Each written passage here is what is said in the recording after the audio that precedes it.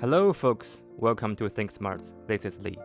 In last episode, we mentioned Social Security benefit is one of the main pillars for retirement life. And today we're going to talk about how much monthly income from Social Security will you get when you retire. Let's get down to business. Generally speaking, the more you make during your work time, the more you get during your retirement, but not proportionally. So how that works? First, check your eligibility. Double check, some jobs have special rules. After years of hard working and tax paying, now it's your turn to enjoy the benefit. Your monthly benefit amount depends on the primary insurance amount, which depends on your average indexed monthly earnings. Whoa, slow down, stay with me. Start with average indexed monthly earnings. Let's address the elephant in the room. What the indexed means here. Because of inflation, comparing the earnings from 20 years ago to recent dollars is not apple-to-apple comparison. So if the yearly earning was before you turned 60, it needs to be inflated with the index factor.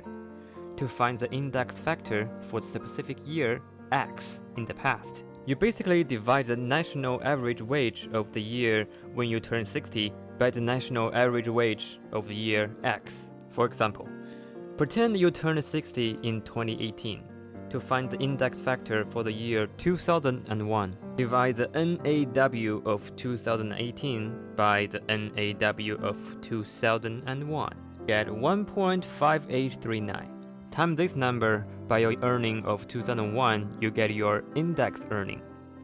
Don't worry about finding the indexed earnings of all the years you have worked. You just need to track your original earnings from the Social Security statement. Online calculator will do the math. Now you have all the numbers. Add up 35 years of highest indexed earnings. Divide by 420. Don't get excited, it's just 35 years times 12 months, because the M here stands for monthly. One quick thing, if your recorded earnings year is less than 35, those missing years will be counted as 0. Of course, that's gonna lower your benefits. Imagine an immigrant come to America in his 40s. That may be only 20 or 15 years of earning. Okay, now we have the average indexed monthly earnings. Let's make it $7,000. It's time to find the primary insurance amount, which is directly related to your benefits. One term will be introduced here called band points. It's a similar concept as tax brackets. They cut off things. Also, they are adjusted every year. Which band point we use to cut things depends on which year you turn 62. Let's say you turn 62 at 2022. The band points are 1024 and 6172. The two band points will cut your whole $7,000 AIME into 3 sections, as you see on the screen.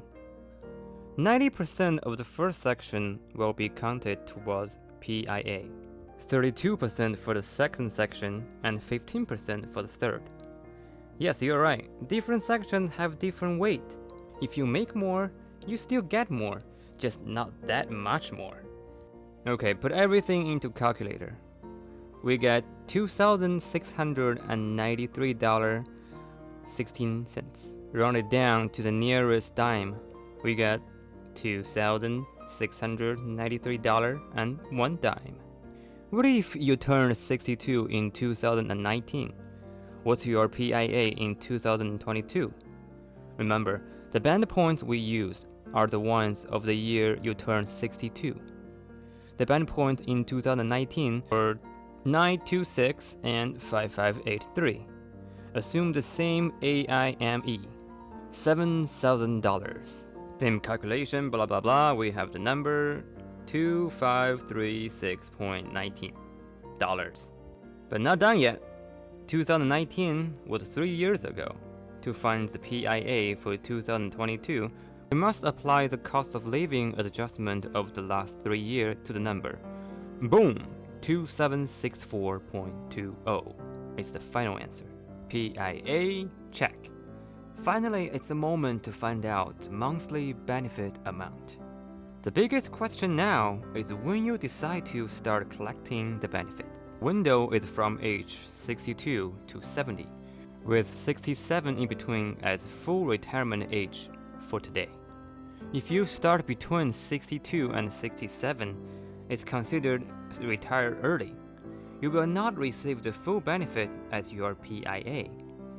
How much will be reduced relies on how early you opt to start.